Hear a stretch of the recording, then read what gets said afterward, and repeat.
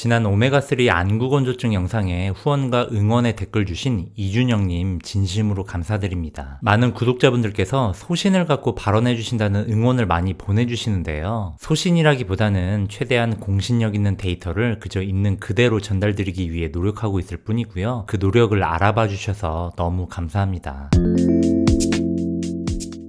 오늘은 심장이 안 좋을 때 생기는 증상 핵심 키포인트 6가지를 알려드릴게요. 심장이 가슴 왼쪽에 있죠? 그래서 왼쪽 가슴이 아프면 많은 분들이 심장이 아프다라고 생각하시는 경우가 많은데요. 실제로 흉통의 원인은 다음과 같이 매우 많아요. 그리고 가슴 안의 장기들이 복잡한 신경들로 얽혀있다 보니까 심장이 아닌 다른 장기에 문제가 생겨도 왼쪽 가슴과 신경이 연결돼 있어서 왼쪽 가슴이 아플 수가 있습니다. 그러므로 첫 번째 키포인트는 흉통의 원인에는 심장병뿐만 아니라 그 외에도 무수히 많은 원인들이 있다는 것. 두 번째 키포인트는 심장이 아닌 다른 장기에 문제가 생겨도 왼쪽 가슴이 아플 수 있다는 것입니다. 다음 세 번째 키포인트. 특정 자세나 특정 상황에서만 흉통이 생기는 분들이 있어요. 스트레칭을 하거나 팔을 움직이거나 몸을 숙이거나 또는 기침을 하거나 숨을 크게 들이쉴 때만 생기는 경우입니다. 이 상황들은 모두 심장이 아니라 흉곽이 자극이 될 때 생기는 증상들이에요. 그러므로 이런 양상으로 흉통이 생긴다면 최근에 무리한 상체 동작을 많이 했다거나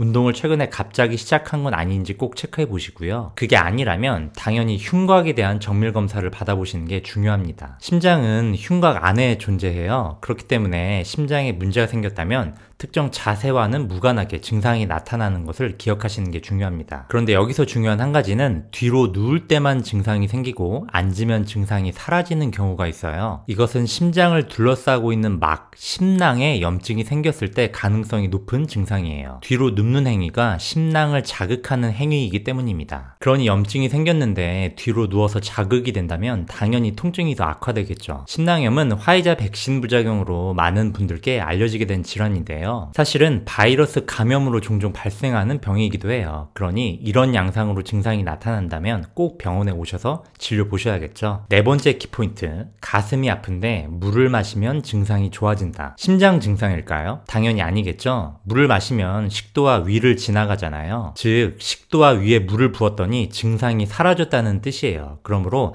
증상의 원인이 심장보다는 식도에서 유발된 문제일 가능성이 당연히 높을 겁니다. 자, 이번엔 심장에 문제가 있을 때 어떤 양상으로 증상이 나타나는지 알려드릴게요. 이것을 알기 위해서는 심장의 독특한 특징에 대해 아셔야 해요. 심장은 우리 몸에서 유일하게 운동을 하는 장기예요. 운동을 하는 이유는 신체 내에서 혈액순환을 유지하기 위해 계속 펌프질을 해야 하기 때문이죠. 그리고 만일 우리가 운동을 하게 된다면 평소보다 더 빠른 혈액순환이 필요하게 되잖아요. 그러면 더 빠른 펌프질이 필요하겠죠. 그래서 운동을 하면 심장에 더 많은 로딩, 부하가 걸립니다. 여기서 바로 다섯 번째 키포인트는 만일 여러분에게 가슴이 아프거나 숨이 찬 증상이 생겼는데 정말로 심장에 병이 생긴 것이라면 운동을 할 때 그 증상이 더 심해지게 된다는 것입니다. 꼭 운동이 아니더라도 빨리 걷거나 계단이나 언덕을 오르는 상황에서도 흉통이나 숨찬 증상은 더 악화될 수밖에 없어요. 왜냐하면 이런 상황들은 평소보다 심장의 부하가 더 걸리는 행동들인데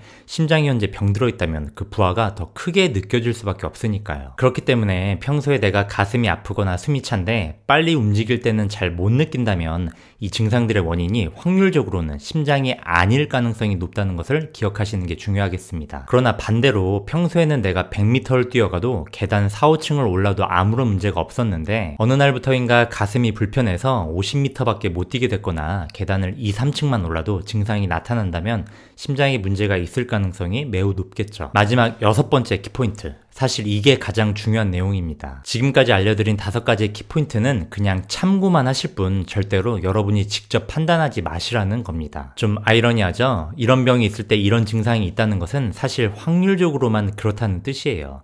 다시 말씀드립니다.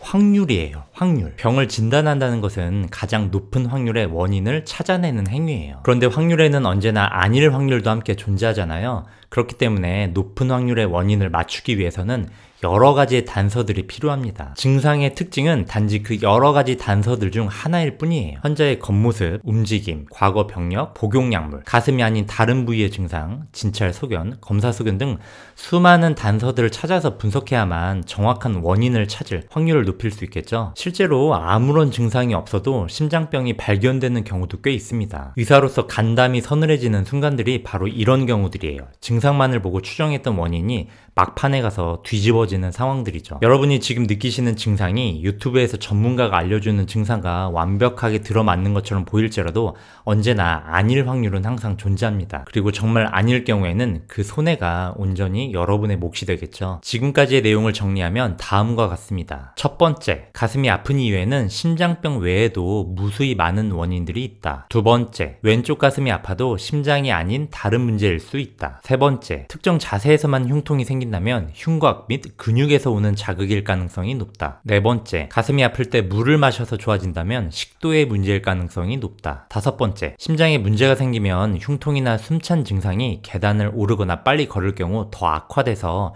예전만큼 계단을 못 오르게 된다. 마지막, 지금까지 말한 5가지 키포인트를 100% 신뢰해서는 안 된다.